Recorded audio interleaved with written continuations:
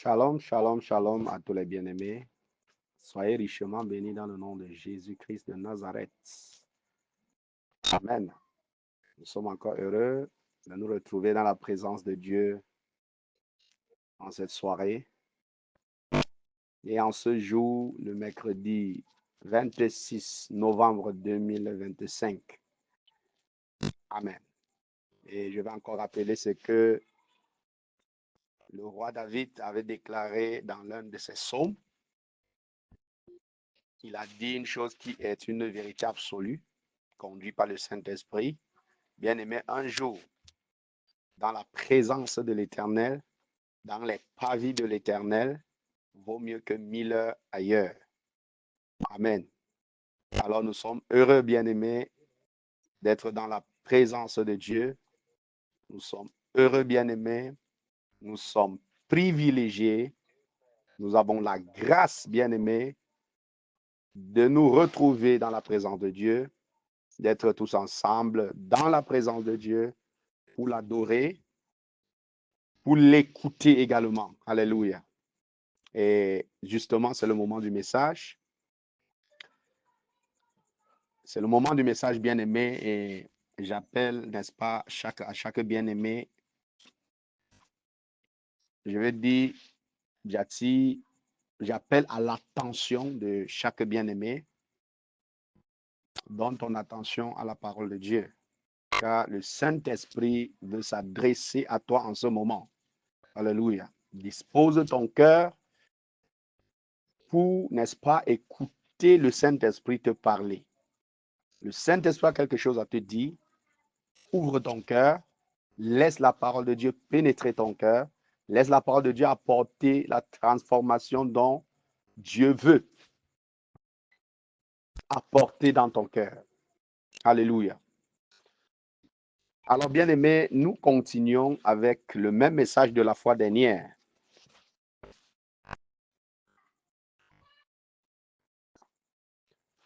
Le message est intitulé « Comprendre comment le Seigneur Jésus-Christ a opéré ton salut et comment vivre ce salut. » Comprendre comment le Seigneur Jésus-Christ a opéré ton salut et comment vivre ce salut. Alléluia. Nous avons déjà touché deux passages très importants. Deux passages très importants dans lesquels notre Seigneur nous a parlé, dans lesquels le Saint-Esprit s'est adressé à chacun d'entre nous, a ouvert nos yeux, bien-aimés, sur des vérités que certains ignoraient et que peut-être d'autres le savaient peut-être à moitié et que le Saint-Esprit a complété. Alléluia. Nous allons lire Romains chapitre 11, verset 24. C'est là où nous allons continuer. Romains chapitre 11, verset 24. Romains chapitre 11, verset 24.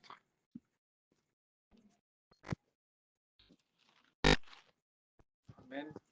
Amen. Nous lisons la parole du Seigneur. Amen. Romains chapitre 11, verset 24, nous dit ceci, au nom de Jésus-Christ. En effet, toi, tu as été coupé de l'olivier sauvage auquel tu appartenais par ta nature pour être greffé contrairement à ta nature sur l'olivier cultivé. À combien plus forte raison, les branches qui proviennent de cet olivier seront-elles greffées sur lui? Amen. Amen. Bien aimé, c'est un seul verset, mais c'est puissant. Avant de développer le verset, puisque nous allons, pour aujourd'hui, nous allons, n'est-ce pas, aller à partir de ce verset, mais avant de commencer le message d'aujourd'hui, je tiens à rappeler ce qu'on a vu la fois dernière. Amen. Nous avons vu la fois dernière dans Matthieu, la parabole du semeur. Le Seigneur Jésus nous parle, n'est-ce pas, de quatre types de cœurs, de quatre catégories d'êtres humains qui reçoit la parole, qui reçoit l'évangile du royaume des cieux, qui reçoit la parole du Seigneur Jésus-Christ. 4 types d'êtres humains, ou encore 4 types de cœurs. Je préfère m'appesantir sur le cœur, car la source de la vie de l'homme, c'est le cœur. Alléluia. Tout vient du cœur. Et on a d'ailleurs vu la fois dernière que ce que l'on dit vient de ce qui remplit son cœur. Tout vient du cœur. Tu es le produit de ce qui remplit ton cœur. Donc, on a vu qu'il y a 4 types de cœurs qui reçoivent la semence. Premier type de cœur, la semence bien-aimée qui tombe sur le bord du chemin et l'oiseau vient ramasser. On a déjà développé. Deuxième type de cœur, c'est la semence qui tombe sur une terre rocailleuse et ne trouvant pas bien-aimé et ne trouvant qu'une petite couche de terre. La semence prend racine et pousse. La semence prend racine, n'est-ce pas, sur la petite couche de terre qu'elle a trouvée et pousse. Troisième type de cœur, c'est la semence semée, bien aimée, parmi les ronces ou encore les épines.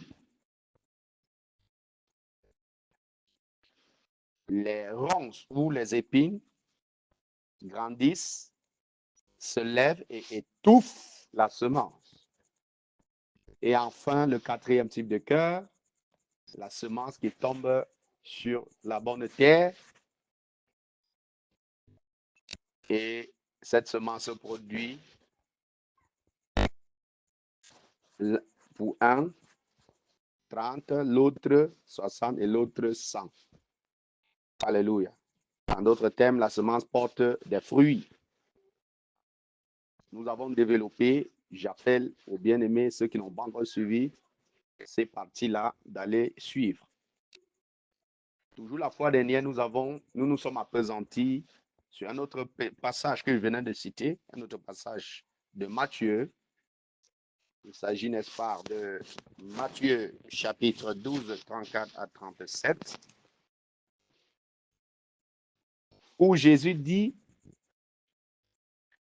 ce que l'on dit vient de ce qui remplit le cœur. Alléluia. En d'autres termes, tu es le produit de ce qui remplit ton cœur. La vie que tu mènes, c'est le produit de ce qui remplit ton cœur. On a assez développé la fois dernière. On a assez développé la fois dernière. Et la fois dernière, j'ai rappelé que à partir, n'est-ce pas, à partir du message de la fois dernière, nous allons plus nous appesantir sur le troisième type de cœur et le quatrième type de cœur. Car la majorité des enfants de Dieu se retrouvent dans cette troisième et quatrième catégorie de cœur, de personnes, d'hommes, car ça concerne les enfants de Dieu. Amen. Et c'est dans cette lancée que nous allons continuer aujourd'hui. C'est dans la même lancée que nous allons continuer aujourd'hui. Alors,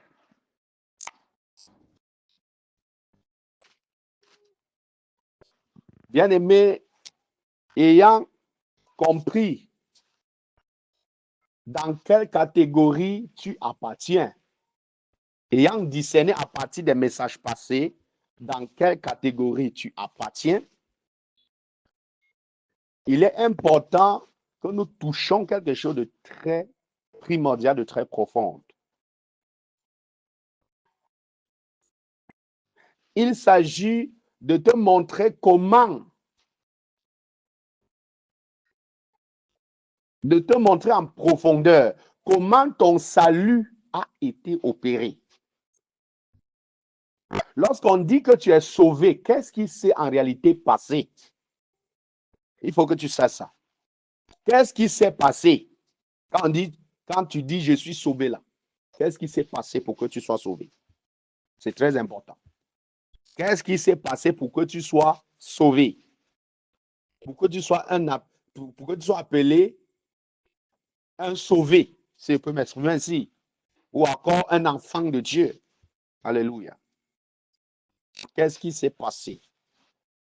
Alors, dans Romains chapitre 11, verset 24, il est dit, en effet, toi, tu as été coupé de l'olivier sauvage. Toi qui écoutes ce message, ainsi que moi, bien entendu. Tu as été coupé de l'olivier sauvage auquel tu appartenais par ta nature. Alléluia.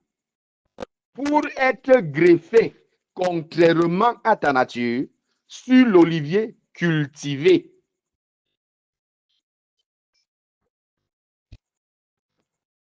Alléluia. La partie qui suit là, ça ne concerne pas le message. Donc, je préfère laisser cette partie-là. Ce qui nous intéresse, c'est ce que je viens de lire dans le verset. Je n'ai pas lu tout le verset. C'est ce que je viens de lire là dans le verset qui nous concerne, qui concerne ce message. Bien aimé, cette partie nous révèle quelque chose de très puissant. Le Saint-Esprit, par la bouche d'apôtre Paul, nous révèle ceci. Nous avons été coupés de l'olivier sauvage. Et nous avons, bon, j'allais oublier, nous avons été coupés de l'olivier sauvage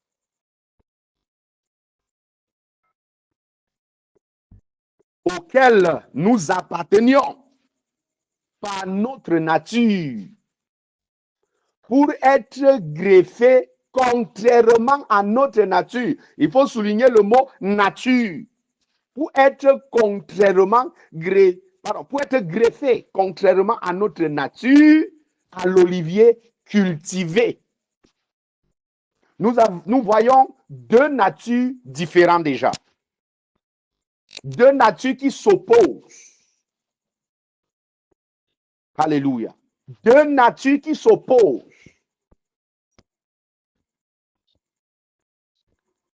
Autrefois, tu faisais partie par ta nature véritable, par ta nature avec laquelle tu es né. Tu faisais partie intégrante de l'olivier sauvage.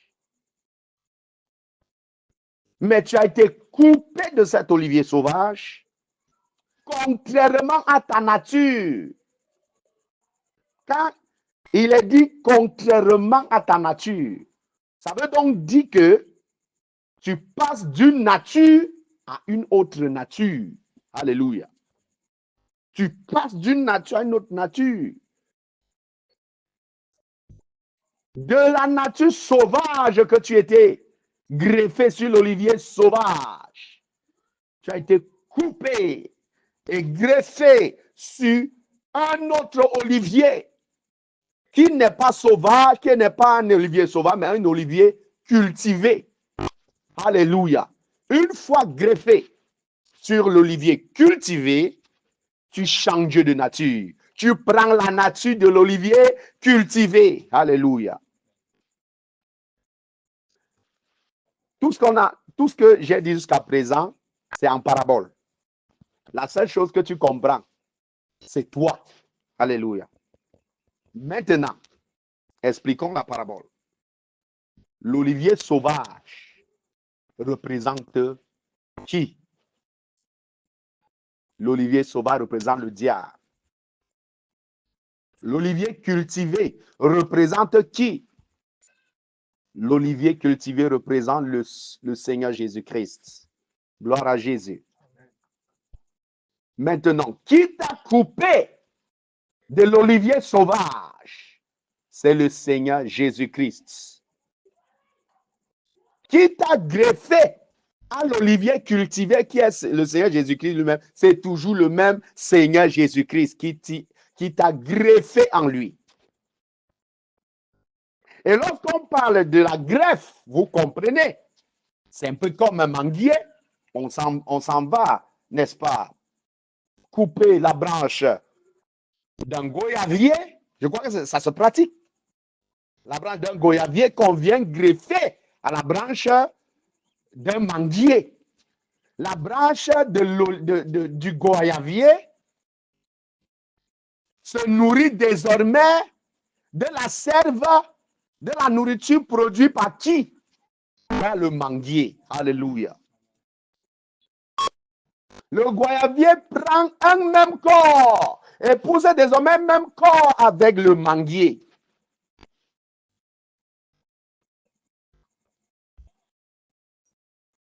Alléluia. À la seule différence que la branche du goyavier va continuer à produire la goyave. Amen. C'est la seule différence là-bas. Ça ne change pas de nature. Ça continue à produire la goyave et le manguier continue à produire les mangues. Là, ce sont des choses naturelles. Mais toi, c'est différent.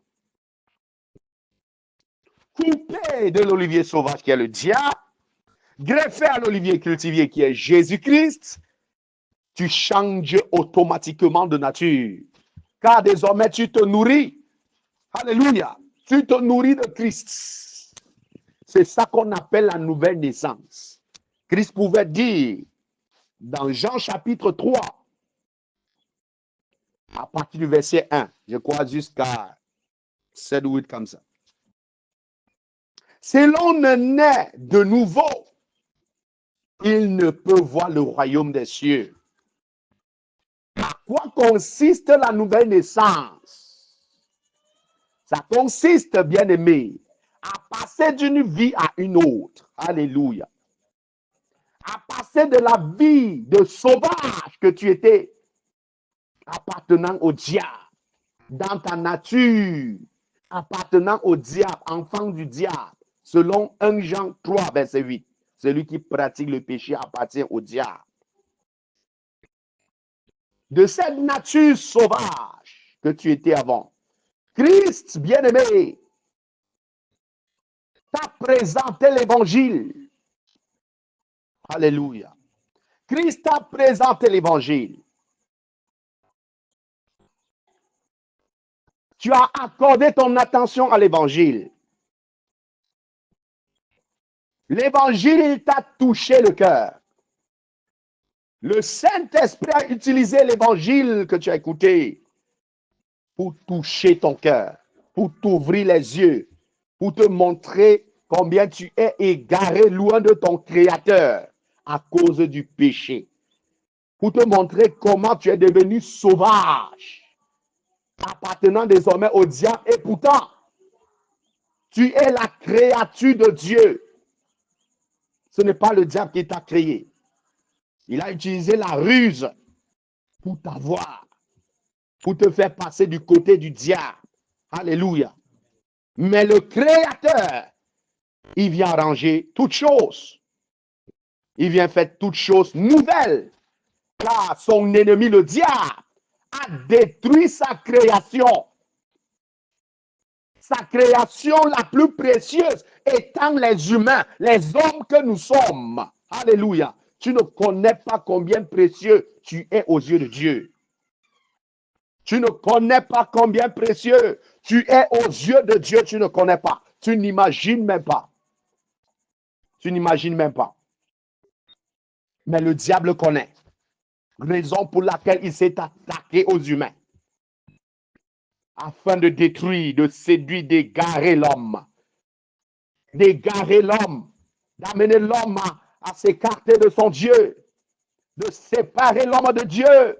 C'est pour cette raison, bien aimé, que le diable, par la ruse, a séparé l'homme de Dieu en semant en lui le péché, le mal. Il a séparé l'homme de Dieu. L'homme désormais séparé de Dieu, vivant dans le mal, dans le péché, le diable en a profité pour dominer sur lui et dominer sur son domaine de domination, qui est la terre. Et maintenant, le diable sème le chaos partout sur la terre. Le diable se rassure que partout sur la terre, les abominations vont se multiplier. Alléluia. afin que Dieu du haut des cieux, le créateur du haut des cieux, quand il jette un coup d'œil sur la terre, tout ce qu'il voit, c'est des abominations, afin d'être bien en colère. Afin de se mettre bien en colère. C'est ça le but du diable. Tout ce que Dieu fait, le diable est là pour détruire. Mais Dieu, au commencement, depuis le départ, quand le péché entre en scène, il a mis un plan sur pied pour, n'est-ce pas, sauver ce qui a été détruit. Sauver sa création qui a été détruite. Alléluia. La création qui a été détruite ne concerne pas uniquement les hommes. Ça concerne également la terre. La terre que Dieu a créée d'abord avant de créer l'homme. Alléluia. Est-ce que tu t'imagines que toi, tu as été créé à l'image et à la ressemblance de Dieu? Est-ce que tu t'imagines? Dieu est Père, Fils, Saint-Esprit. Toi, tu es corps, âme et esprit. Trois dimensions. Trois dimensions. Est-ce que tu t'imagines? Est-ce que tu t'imagines que tu portes l'image de Dieu en toi? Est-ce que tu t'imagines que tu portes la ressemblance de Dieu en toi? As-tu déjà compris que les anges ont été créés à l'image de Dieu? Alléluia. Gloire à Jésus. Raison pour laquelle Jésus pouvait prendre le corps humain. Lui qui est Dieu. Il pouvait prendre le corps humain, descendre sur la terre pour sauver ce qui était perdu. Alléluia. Il est entré dans notre humanité de Dieu qu'il était. Il est entré dans notre humanité d'homme. Et s'est sacrifié, a donné sa vie en sacrifice. Le corps saint qu'il portait a été sacrifié afin que le sang versé pardonne tes péchés. Afin que par ce sang versé, ton péché soit ôté. Alléluia. Et que tu naisses de nouveau. Et c'est ça, la nouvelle naissance. Il a été maltraité, opprimé, rejeté, insulté, moqué. Il a été cloué sur la croix. Après qu'on l'ait fouetté, battu à mort, il a été cloué sur la croix. Et il est mort. Il a été enterré. Et le troisième jour, il a vaincu la mort. Gloire à Jésus. Il a vaincu la mort. Oh mon Dieu, mon roi. Ce que je suis en train de dire, c'est un mystère très profond. Je cherche un peu à te faire comprendre qui tu es. Quand on dit tu es un sauvé, tu es un enfant de Dieu. Pour que tu comprennes qui tu es véritablement en Christ et que tu arrêtes d'être charnel. Je vais prendre le même Jésus qui est Dieu. Qui est Dieu. Qui est Dieu. Pour t'amener à comprendre ta véritable nature en tant qu'enfant de Dieu. Enfant de Dieu veut dire tu sors de Dieu. Alléluia.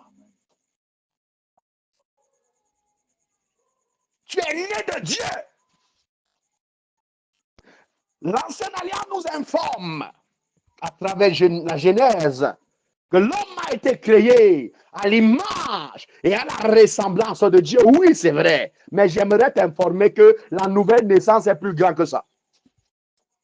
La nouvelle naissance est de loin plus grand, plus grand, plus grand, car nous naissons de Dieu lui-même. Nous naissons de Dieu lui-même. Gloire à Jésus. Dans l'ancienne création, la Bible a dit que Dieu a soufflé dans les narines de l'homme un esprit de vie. C'est ça qui fait ta troisième dimension. Bon, je vais dire ta première dimension, parce qu'il faut aller de l'esprit, après toucher l'âme, après toucher le corps. Le corps est troisième. Alléluia. Il a soufflé dans tes narines un esprit de vie. Et tu devins une âme vivante, un être vivant. Ça, c'est l'ancienne création. Ça, c'est l'ancienne naissance. Mais la nouvelle naissance est de loin plus grande. Car tu nais de Christ. Christ a pris le corps humain. Ce corps a été flagellé, maltraité, battu à mort. Le sang de ce corps a été versé pour le pardon de tes péchés, pour ôter tes péchés, pour expier tes péchés, pour que tes péchés soient pardonnés. Ce corps a été... Maintenant, Jésus, pas le corps, Jésus a été enterré avec ce corps. Alléluia. Jésus qui est Dieu, s'il vous plaît. Et la Bible précise qu'il est ancré dans notre humanité. Dans notre nature humaine, il est ancré. Lui qui est Dieu est ancré dans notre humanité. Alléluia. Il est entré afin de nous sauver. Afin de nous sauver. Afin de te sauver. Et il est entré comme fils de Dieu. Est-ce que vous comprenez ce qu'il dit? Il n'est pas entré dans notre humanité comme un ange. Il est entré en tant que fils de Dieu. Je n'aimerais pas toucher le domaine de Dieu tripartite en 3 dimensions. Je ne veux pas toucher ce domaine-là. Mais comprenez que Jésus est Dieu. À la création, Dieu dit, créons l'homme. Il s'adressait aux 2 autres. Le Père s'adressait au Fils et au Saint-Esprit. Créons l'homme. Alléluia. C'est le Fils, 3e partie de Dieu, qui forme une seule personne, s'il vous plaît, un seul Dieu. C'est lui qui vient sur terre, entre dans l'humanité de l'homme, prend le corps comme un corps de l'homme, mais un corps saint, sans tache, ni ride, aucun péché, afin de sortir les hommes du monde, afin de sauver les hommes du monde, du péché, du diable, afin de couper les hommes du diable. Alléluia. C'est très puissant. Maintenant, regardez le mystère. Jésus coupe, il nous coupe du diable. Et il nous greffe sur lui. C'est ça la différence entre l'ancienne naissance et la nouvelle naissance. Il nous greffe sur lui. Et nous devenons une même plante avec lui. Nous devenons une même plante avec lui. Nous devenons ses semblables. Voilà pourquoi la Bible dit que Jésus n'a pas honte de nous appeler ses frères. Lui qui est Dieu. Alléluia. Lui qui est Dieu. La Bible dit qu'il n'a pas honte de dire, de nous appeler ses frères. Et la Bible l'appelle le premier-né d'entre les morts. Oh, Jésus-Christ de Nazareth. Seigneur Jésus, c'est puissant. Il est le premier-né d'entre les morts. Pourquoi est-il le premier-né d'entre les morts? Parce qu'il est entré dans notre mort spirituelle, ayant porté nos péchés. Alléluia. Il est entré dans notre mort spirituelle. Il est allé enterrer la mort. Et le 3e jour, la Bible nous rapporte qu'il est ressuscité d'entre les morts. Il a vaincu la mort. Alléluia. Il a vaincu la mort. En ressuscitant d'entre les morts, il a vaincu la mort. En ressuscitant d'entre les morts, par la puissance du Saint-Esprit. Et s'il vous plaît, il est ressuscité avec un nouveau corps. Alléluia. Un corps qui a subi un changement, une transformation. Désormais, ce n'est plus le corps avec lequel il est entré dans la tombe. Ce n'est plus avec le même corps qu'il est ressuscité de la tombe. Non, il est ressuscité avec un corps céleste. Il est mort avec un corps terrestre. Enterré avec ce corps terrestre, rempli de péchés qu'il a porté, rempli de nos péchés. Pas ses péchés, lui n'a pas péché. Il a porté nos péchés, allez enterrer ça.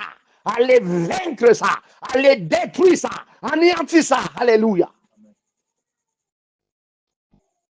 Et le troisième jour, il est ressuscité d'entre les morts. Il a vaincu la mort.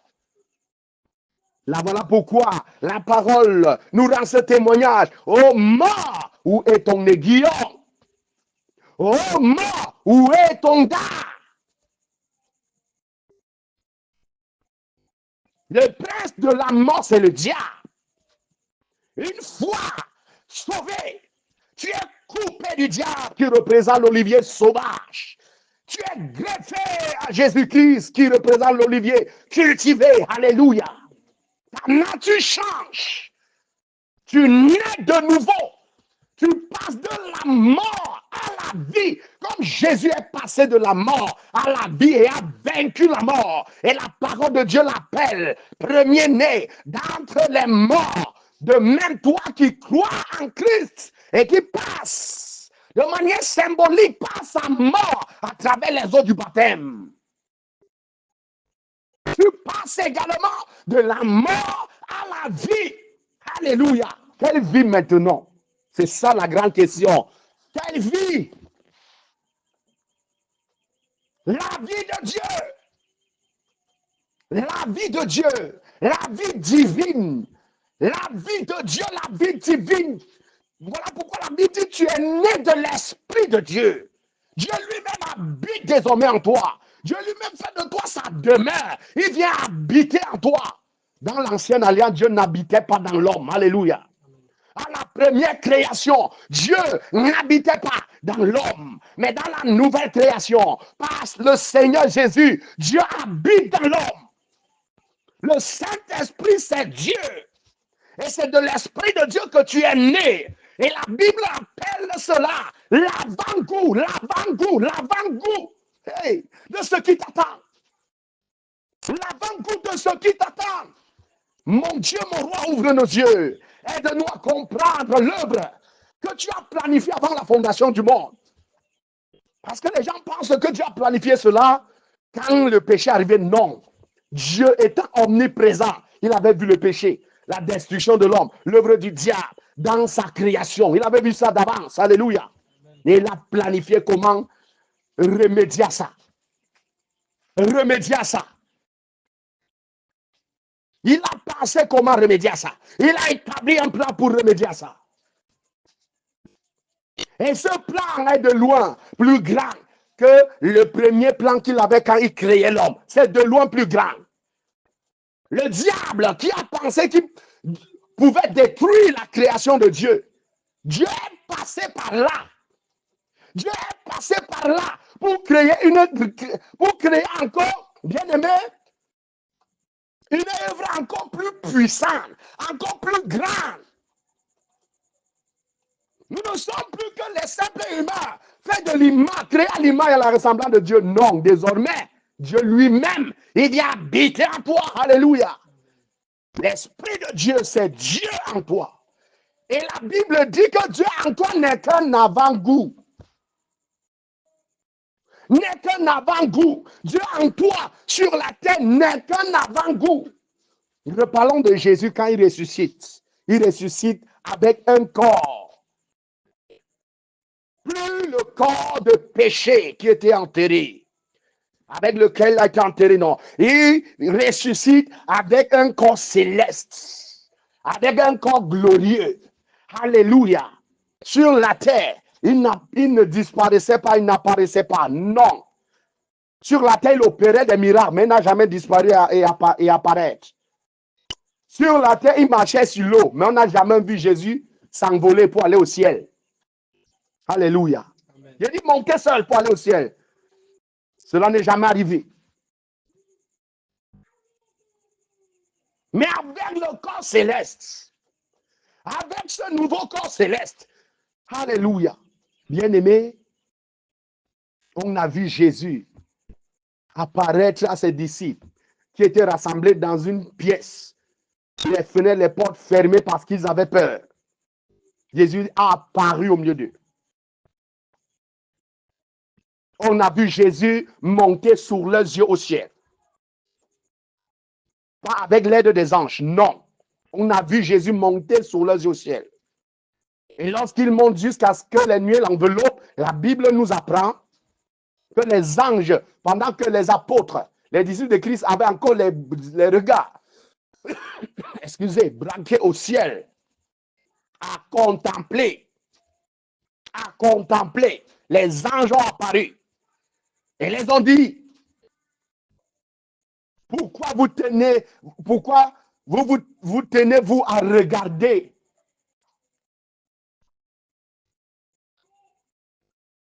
le même Jésus que vous avez vu monter?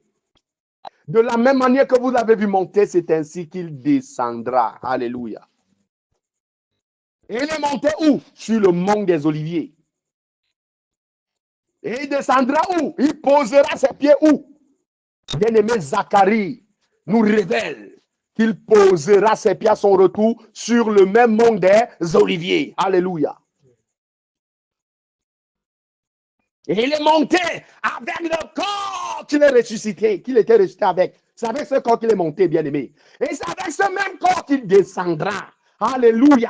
Et la Bible l'appelle le premier-né d'entre les morts. Est-ce que vous comprenez la puissance de la nouvelle naissance? Le Saint-Esprit est en toi, mais habite le corps mortel. Habite le corps qui va pourrir, qui va périr, ce corps qui va passer, ce corps qui est corrompu, ce corps qui est mortel. Il habite ce corps, c'est un corps éphémère. C'est un corps qui va passer. Ce corps, c'est la vanité. Alléluia. Ce corps, c'est la vanité. Au retour de Christ, au retour de Christ, je reviendrai pour donner le message là. Au retour de Christ, au retour de Christ, la Bible nous apprend, bien aimé, tel il est, tel tu seras. Gloire à Jésus. Tel il est, tel tu seras. Pour toi qui auras vaincu le monde. Qui aura vaincu le monde, tel il est, tel tu seras. Pourquoi? Parce que tu vas revêtir le même type de corps que son corps. Il est ressuscité avec un corps glorieux.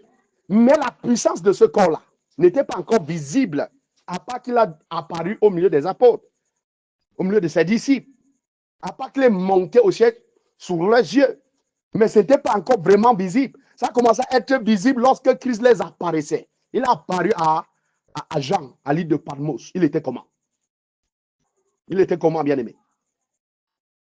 Il a apparu à Paul. Lorsque Paul, animé d'un zèle amer pour aller tuer ses disciples à Damas, il a apparu à Paul sur le chemin. Il était comment, bien-aimé? Alléluia. Il était comment? Alors, j'aimerais t'informer. Tel il est, tel tu seras. Car tu vas revêtir le même corps que le sien. Alléluia. Raison pour laquelle la Bible l'appelle le premier-né d'entre les morts. Toi également, tu nais de lui.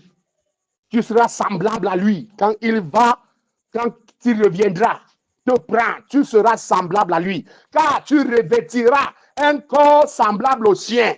Alléluia. Déjà qu'il habite en toi. Je dis actuellement, il habite en toi. Le Saint-Esprit, c'est lui. Il habite en toi. Voilà pourquoi la Bible appelle le Saint-Esprit l'Esprit de Christ. Quand il dit l'Esprit de Christ, les gens pensent que non. Il s'agit, je ne sais pas moi, de l'Esprit que Christ a. Non, je ne sais pas. Comme je peux dire, j'ai mon téléphone. Le téléphone du frère Idriss, le téléphone là, c'est à part. Non. L'Esprit de Christ, c'est Christ lui-même. Alléluia. Qui habite en toi. Actuellement que nous parlons.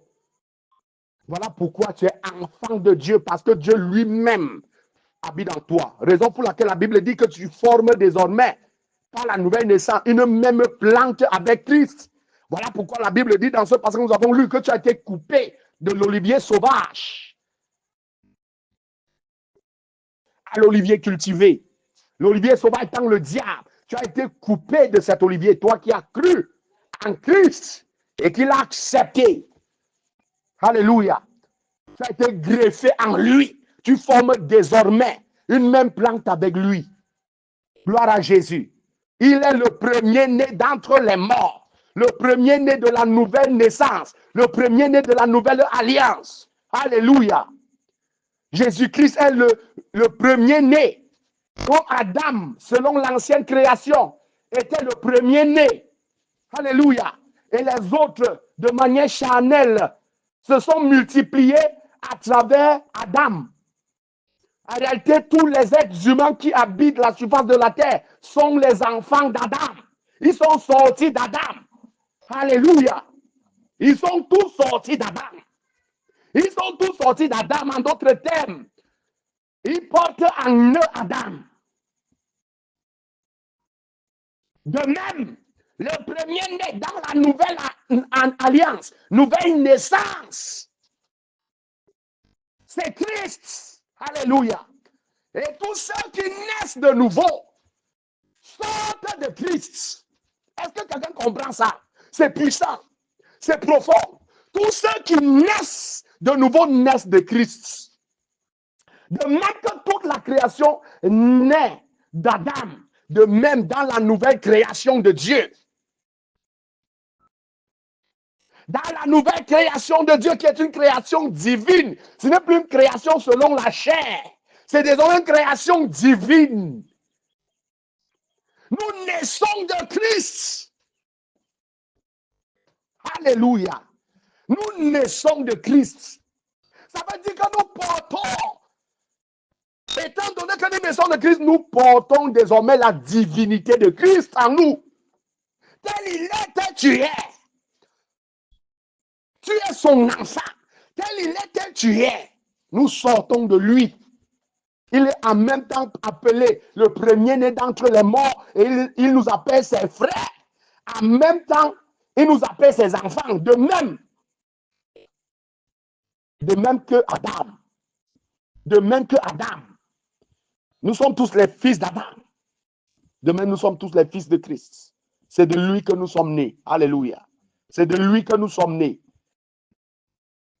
De même que l'homme, les hommes qui sont sortis d'Adam, portent l'image parfaite d'Adam. De même, les hommes qui naissent de Christ portent l'image parfaite de Christ. Alléluia. En d'autres termes, Christ est divin. Toi aussi, tu es divin. Quand tu portes l'image de Christ en toi désormais, tu es divin comme Christ est divin. Gloire à Jésus. C'est ça la nouvelle naissance. C'est ça le mystère caché de la nouvelle naissance. Et voilà ce que tu es désormais. Voilà ce que tu es désormais. Mais actuellement, nous ne vivons que l'avant-goût, car nous sommes encore dans ce corps mortel, dans ce corps corruptible, dans ce corps passager, dans ce corps qui va pourrir, dans ce corps faible, dans ce corps limité, incapable, dans ce corps qui veut nous pourrir la vie. Alléluia. Tu y es encore. Mais tu as reçu l'avant-goût de la nouvelle création de Dieu. Je suis en train de parler de la nouvelle création. Nous parlons ici de l'ancienne création et de la nouvelle création. Qui sont deux choses diamétralement, je veux dire complètement différentes. Complètement différentes.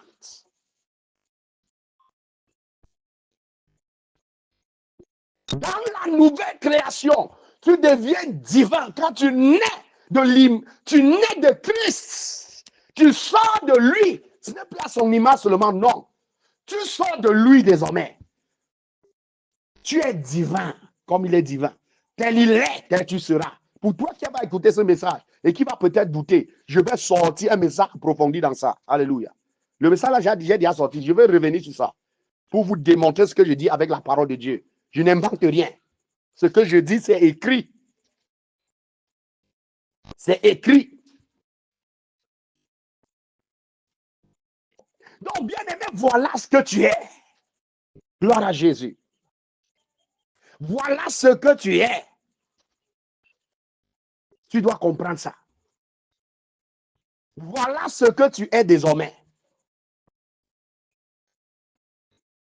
Voilà ce que tu es. Maintenant, un enfant de Dieu qui a compris, il va produire les fruits ou il ne va pas produire. Il va produire les fruits, il ne va pas produire, bien-aimé. Souvenons-nous. Première catégorie d'hommes. La Bible dit qu'il reçoit la parole, mais ne comprend pas. Voilà pourquoi le diable vient prendre ce que la semence qui avait été déposée en lui. Alléluia. Le diable vient prendre ça. Quand il a reçu la parole, il n'a pas compris. J'avais déjà expliqué le pourquoi il n'avait pas compris. Mais dans la quatrième catégorie des hommes, Christ précise que c'est celui-là qui reçoit la semence, qui reçoit la parole et comprend. Souvenez-vous d'Osée 4, verset 6, qui dit ceci: mon peuple périt faute de connaissance. Alléluia. Si aujourd'hui on vient t'apprendre que, hey, tu sais même, tu es le fils de Paul Biya. Alléluia. On vient t'informer, on t'informe. Est-ce que tu sais même? Est-ce que tu sais même que tu es le fils du président de la République, de Paul Biya? Est-ce que tu le sais? Toi qui misérais, qui croupissais dans la misère. Hein? Je suis le fils du président de la République, je souffre. Mais je suis dans une telle misère. Non, non, non, non, non, non. Et on te prouve, on te donne la preuve et on te dit non, le président t'invite. Le président t'invite. Alléluia. On te prend, on te lave, on te met le costume, on te gare la voiture, on met tout là. Tout est disposé, ça à ta disposition. Et la garde présidentielle est là pour t'amener, pour t'escorter à la présidente de la République. Bien aimé, à ce moment-là, tu vas te comporter comment? Vas-tu encore te comporter comme un misérable? Ou vas-tu te comporter maintenant comme le fils du président de la République? Même ta démarche va changer. Même la manière de parler va changer. Alléluia. Quand tu as compris, tu as eu la connaissance de ce que tu ignorais. Maintenant, tu connais ta vraie nature. Tu sors du président. Tu sors du président. Mais qu'est-ce qui s'est passé pour que tu te retrouves dans ton état? Et pourtant, tu sors du président. Tu es son fils. Qu'est-ce qui se passe? Qu'est-ce qui s'est passé? Maintenant que tu as la connaissance de la vérité, ta vie change. Tu vis désormais la vie d'un fils de président. Tu ne vis plus la vie d'un misérable. C'est la même chose, bien-aimé. C'est la même chose. Mais là, le seul problème, c'est que les enfants de Dieu ne comprennent pas. Le diable s'efforce de les rendre ignorants. Ignorants de qui ils sont. Ignorants de la gloire qui est en eux. Ignorants de ce qu'ils représentent. Non seulement dans ce monde, mais au royaume des cieux. Le diable s'efforce de te rendre ignorant. Voilà pourquoi la Bible dit: mon peuple périt faute de connaissance. Alléluia. Mais maintenant, l'évangile est prêché. La vérité est prêchée. La vérité est rendue disponible. Est prêchée en profondeur, avec détail, pour t'amener à comprendre qui tu es. Qu'est-ce que la nouvelle naissance? Qu'est-ce que le salut? Qu'est-ce que la nouvelle naissance? Alléluia. Qu'est-ce que la nouvelle naissance? Qu'est-ce que le salut? Maintenant, tu connais la vérité. Tu connais le plan de Dieu. Le plan de Dieu, le plan du salut que Dieu a mis sur pied avant la fondation du monde et qui est en train de se réaliser dans ce siècle. Depuis que Jésus a apparu sur cette terre, dans ce monde. Le plan de Dieu est en train de se réaliser. Ce plan était mis sur pied et préparé par l'ancienne alliance. Alléluia. Dieu a préparé ce plan par l'ancienne alliance pour aboutir à la venue du Seigneur Jésus sur la terre. C'est là où ce plan maintenant est mis en exécution. Ça a été préparé dans l'ancienne alliance à travers le peuple d'Israël pour produire les fruits de la nouvelle naissance. C'est parce qu'ils ont compris qu'ils se sont mis en œuvre, en action, bien aimés, pour produire les fruits de la nouvelle naissance. Vous n'y appartenez pas. Vous n'appartenez pas au monde. Alléluia. Quand Christ dit dans sa parole, dans Jean, que celui qui croit en lui et qui accomplit sa volonté, lui et son Père viendront faire leur demeure en lui. Est-ce que vous comprenez ça? Et de même que lui est un avec le Père, et que le Père est un avec lui, de même nous aussi, nous serons un avec lui. Car lui et le Père viendront établir en nous leur demeure. Est-ce que quelqu'un comprend ça, bien-aimé? Nous devenons un, c'est-à-dire divin. C'est une réalité que présentement tu n'es pas encore en train de voir, parce que ce corps mortel est en train de cacher ça. Mais lorsque Christ reviendra, chercher les élus, ceux qui auront vaincu le monde, ceux qui auront compris l'évangile, et auront pris les dispositions pour vaincre le monde dans ce corps mortel, dans ce corps corrompu. C'est là qu'ils comprendront, c'est là qu'ils verront. Alléluia. Car ils vont revêtir les corps célestes. Et ils vont aller dans les airs à la rencontre de leur maître Jésus. Et ils seront semblables à lui. Ils le verront tel qu'il est. Car ils seront semblables à lui. Alléluia. Ils seront désormais ses semblables. Quand il reviendra.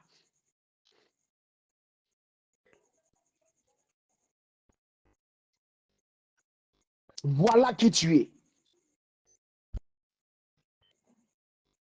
Comprends donc qu'il n'y a rien dans ce monde. Comprends l'évangile. Comprends ce mystère caché aux yeux de ceux qui se disent sages et intelligents dans ce monde. Au contraire, ils sont fous. Il faut être ignorant.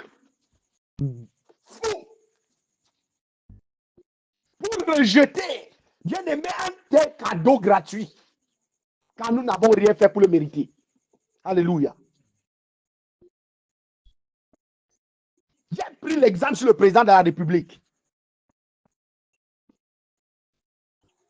Un fils qui misait, je ne sais pas moi dans quel sous-quartier, et qui apprend qu'il est fils du président.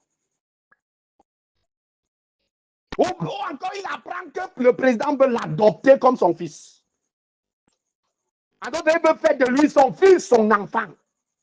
Sa vie change d'un seul instant comme ça. Sa vie change. Sa vie change. Il n'est plus le même. Alléluia. Il n'est plus le même. Ça, c'est un exemple selon le monde. Mais je vous dis que spirituellement, dans la nouvelle création, dans ce qui est éternel, c'est ce qui s'est passé. Le créateur de toutes choses, à qui toutes choses appartient, à qui appartient le ciel et la terre, il t'a adopté comme son fils, comme son enfant, pas comme un serviteur. Alléluia. Les anges sont à son service, ils sont ses serviteurs. Mais toi, tu es son enfant. À qui Dieu a-t-il jamais dit à quel ange Dieu a-t-il jamais dit tu es mon enfant? Aujourd'hui, je t'établis mon enfant. À quel ange? Moi, je vais répéter la parole de Dieu. Mais à nous, la Bible dit ceux qui naissent de Christ deviennent des enfants de Dieu. Gloire à Jésus. Car Dieu le Père et le Fils viennent faire de toi leur demeure. Ils viennent habiter en toi. Et vous devenez un. Tel il est, tel tu seras. Tu deviens divin. Quel cadeau immérité, infiniment immérité, tu reçois gratuitement. Gratuitement. Gratuitement.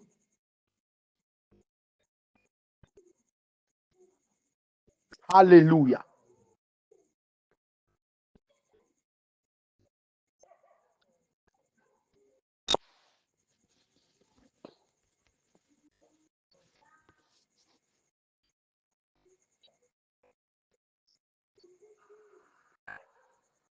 Bien-aimé, ayant ainsi développé ce verset, je vous ai dit que ce verset est infiniment puissant. Ayant ainsi développé ce un seul verset, aussi profond et puissant, pour t'ouvrir les yeux sur qui tu es devenu en Christ, sur qui tu es maintenant, et qui sera manifeste au retour du Seigneur Jésus. J'ai espoir que tu as compris. Alléluia. Et que désormais, tu vas maintenant vivre comme un enfant de Dieu. Tu vas maintenant vivre dans ta véritable nature. Arrêtez de te plaindre. Tu te plains parce que tu manques de connaissances. Arrêtez de te plaindre de tes faiblesses. Vis selon ce que tu es. Vis ce que tu es. Manifeste ce que tu es. C'est l'ignorance qui aboutit à une nature divine. Quelle grâce infinie. Quel amour infini. Le Père a manifesté envers nous, les humains. Quel amour. Dieu a tant aimé le monde qu'il a donné son Fils unique, afin que quiconque croit en lui ne périsse point, mais qu'il ait la vie éternelle, la vie divine, la vie de Dieu, qu'il porte en eux la nature divine. Ils deviennent fils de Dieu, fille de Dieu, enfants de Dieu. Bien-aimé, c'est puissant, c'est glorieux, c'est profond. Vis ce que tu es à partir d'aujourd'hui. Ne laisse plus ta chair te faire vivre le contraire de ce que tu es. Alléluia. Ne le permets plus. Il est temps que tu prennes des dispositions pour vivre ta vraie nature. Ta vraie nature. Maintenant que tu as compris qui tu es en Christ, lève-toi, vis ta vraie nature. Arrête de craindre les sorciers, ils ne sont rien. Tu portes Dieu en toi. Alléluia. Tu es un semblable de Dieu. Tu sors de Dieu. La puissance qu'il y a en toi, tu n'imagines même pas. Tu n'imagines pas la gloire et la puissance qui est en toi. Tu n'imagines même pas. Alléluia. Tu n'imagines même pas, bien-aimé. Tu n'imagines même pas, bien-aimé. Tu n'imagines même pas combien tu es puissant, combien tu es devenu puissant dans ta nouvelle nature, combien tu es devenu glorieux dans ta nouvelle nature, combien tu es devenu capable dans ta nouvelle nature.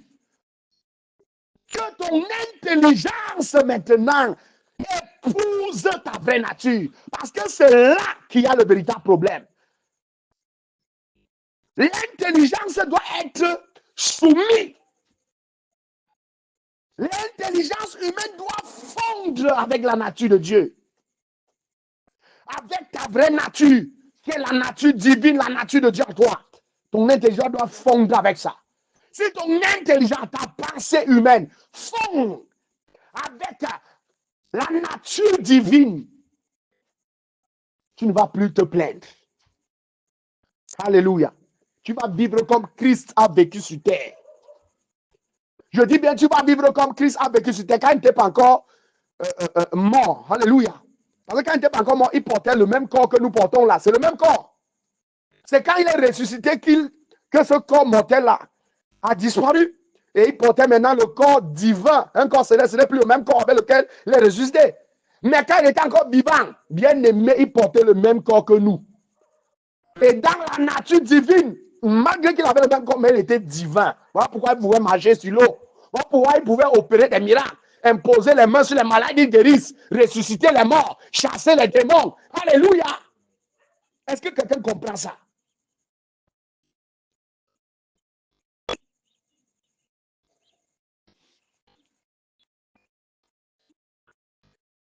Voilà pourquoi il pouvait le faire.